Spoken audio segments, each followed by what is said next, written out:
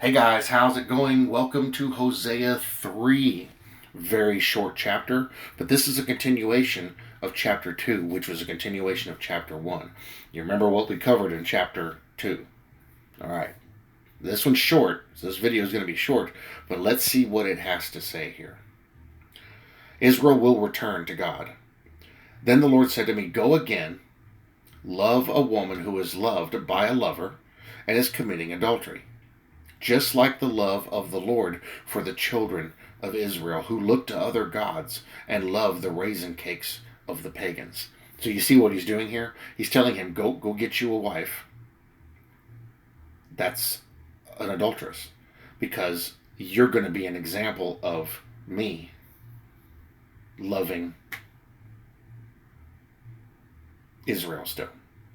So again, just like he did in the other prophets, he used them as an example, as the life they were living, as an example to, how interesting, life that you're living, as an example to the people around them. Verse 2, So I bought her for myself for 15 shekels of silver, and 1½ homers of barley. And I said to her, You shall stay with me many days. You shall not play the harlot, nor shall you have a man. So too will I be toward you. For the children of Israel shall abide many days without king or prince, without sacrifice or sacred pillar, without ephod or teraphim. I wonder what that time frame he's talking about there. Maybe their 1900 years of exile that they came out of in 1948? Maybe. Verse 5, Afterward the children of Israel shall return and seek the Lord their God and David their king. They shall fear the Lord and his goodness in the latter days. Latter days, boom, key. End times. How are they going to seek David their king? David's dead. Maybe somebody from David's lineage. Maybe this is code for Christ, because he's going to be king and he's going to sit on David's throne. Very interesting.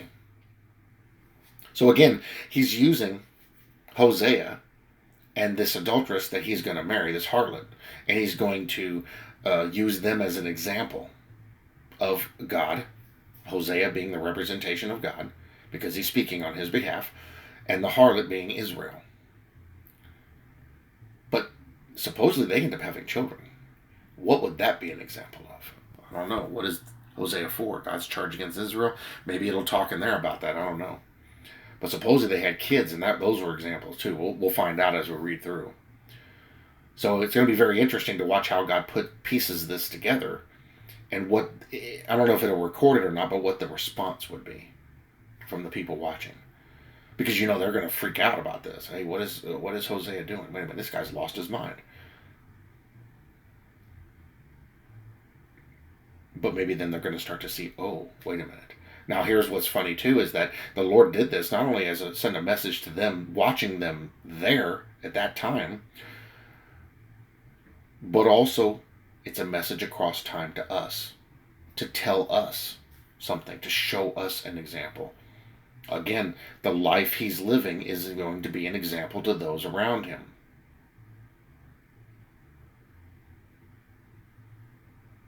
Are we not called to do the very same thing, but to live a life that's an example to those around us? Hello.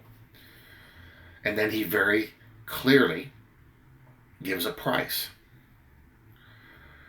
that he paid. Did not God pay a price by coming in the flesh as Jesus Christ and dying? Yep.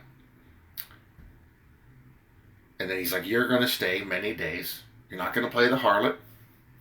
You're not going to have a man. So too will I be toward you. For the children of Israel, here's your example that it ties to verse 3, shall abide many days without king or prince, without sacrifice or sacred pillar, without ephod or teraphim. She was going to be in exile with him, waiting. He wasn't going to touch her or anything. So she was going to end up being in exile for a while.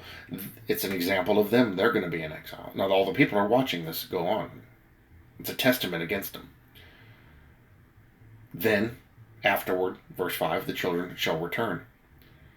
And they're going to seek the Lord their God and David their king. They shall fear the Lord and his goodness in the latter days.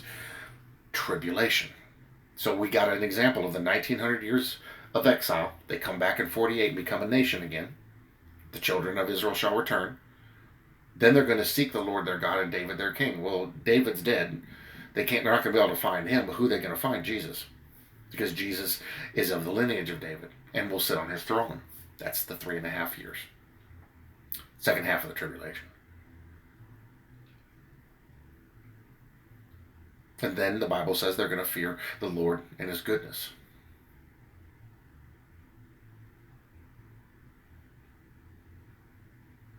In the latter days. This is all future prophecy. This is all stuff that's speaking across time to us. I imagine at that time they probably didn't understand any of that. Hosea was probably like, Lord, I have no idea what you're talking about. But I trust you. And this is a message for us now. We're about to witness these things happen. In fact, we're seeing events unfold quite quickly.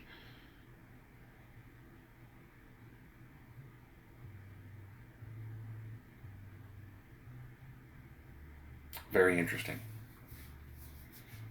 Okay, guys, that was Hosea 3. Tomorrow will be Hosea 4. Interesting stuff going on here. Short and to the point, but it speaks volumes about what's going on. And again, it's messages across time. I love you all very much. Thank you all for watching. I'll see you in the next one.